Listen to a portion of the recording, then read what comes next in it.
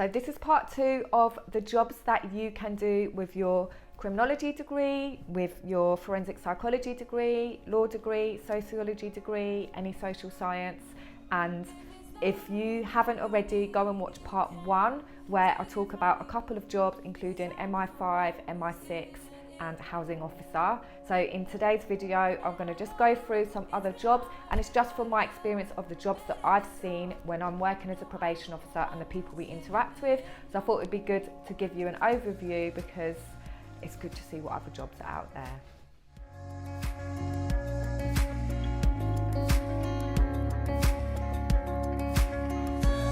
So job number 1 is forensic psychologist.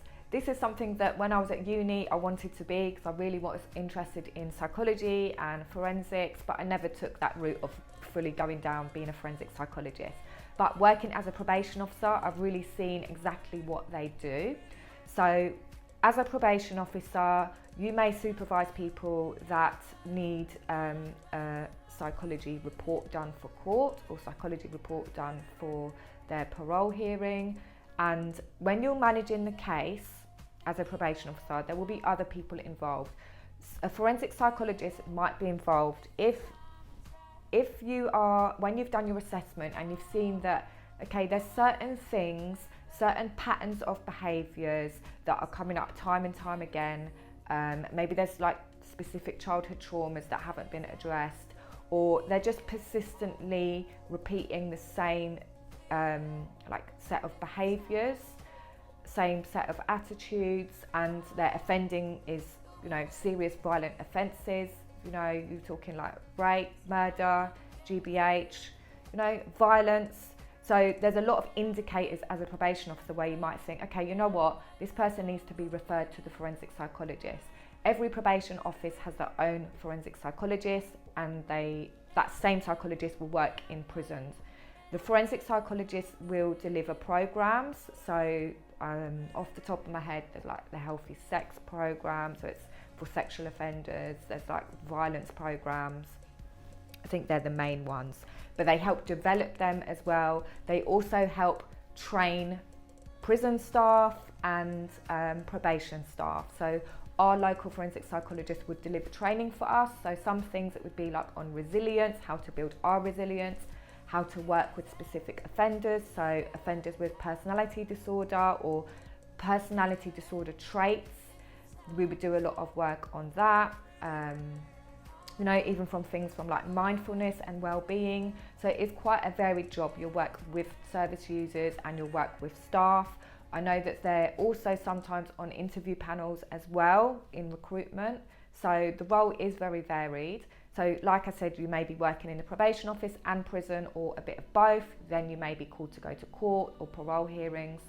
So you will work, say when you're working with the offender, you may be tasked to give some one-to-one sessions.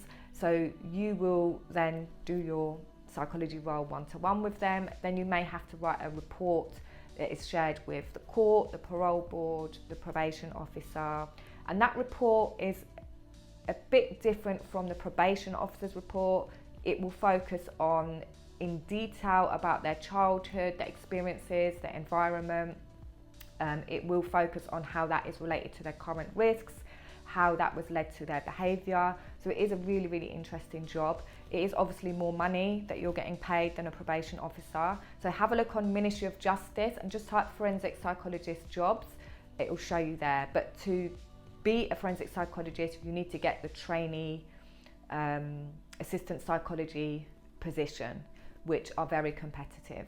But again, if you are applying for that and you need help, feel free to ask me any questions, or I can do a video on that as well, because I did work very closely with forensic psychologists.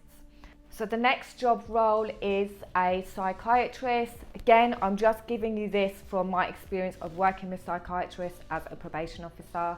So the psychiatrists I found would not have that much involvement with an offender. Like, we wouldn't necessarily refer them. They tended to already have a psychiatrist, or when you're in the parole process, and that someone may have been sectioned, then they're getting given a psychiatrist. So they will deal with people with like serious mental health problems that have been sectioned. So it's mainly the people that have schizophrenia, a lot of paranoid schizophrenia and all of those. So like when you're studying psychology, it's like all the disorders on the DCIM criteria, that would be seen by a psychiatrist. So the psychiatrist would see them, if they have been sectioned, then they will see them in the secure hospital. So say if someone may be sectioned before they go to prison, they'll be sentenced under the Mental Health Act. So instead of going to prison, they'll go to a secure hospital. That's another place where you could work, in a secure hospital. So you will have offenders that should be in prison, but because of their mental health, they're not. When they are deemed fit, they can go back to prison to serve the rest of their sentence, or they might just carry on being in hospital. Another way a psychiatrist might work with them is if they are already in prison and their mental health has deteriorated so much that they need to be sectioned, then they will have a psychiatrist. So the psychiatrist will be prescribing them their medication and will put together with a team of people, so like the nurse, the psychologist, counsellors, what actual plan can be put in place to manage their mental health while they're in that secure unit. Psychiatrists can also see them once they're out in the community. So again, they will be prescribing them and meeting them for their sessions to, check in with them, see how their mental health is, and, offer things to help improve them. A psychiatrist may need to be present at like court hearings, parole hearings.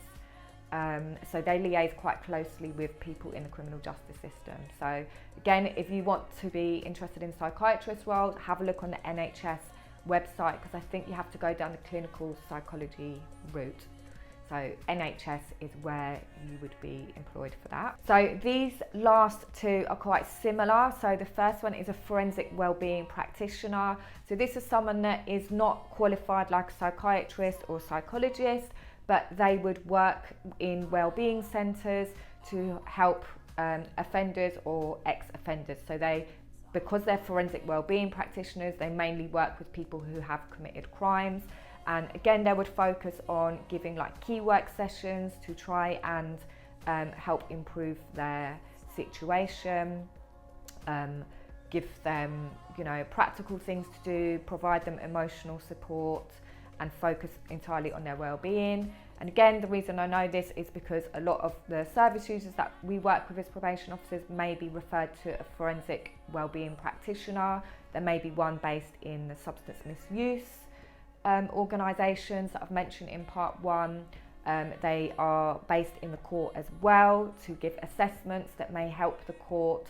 So they specifically deal with everything mental health and well-being. So that is their key area. You don't have to do any further studying for that, but it is good to have, psychology, criminology degree and relevant experience.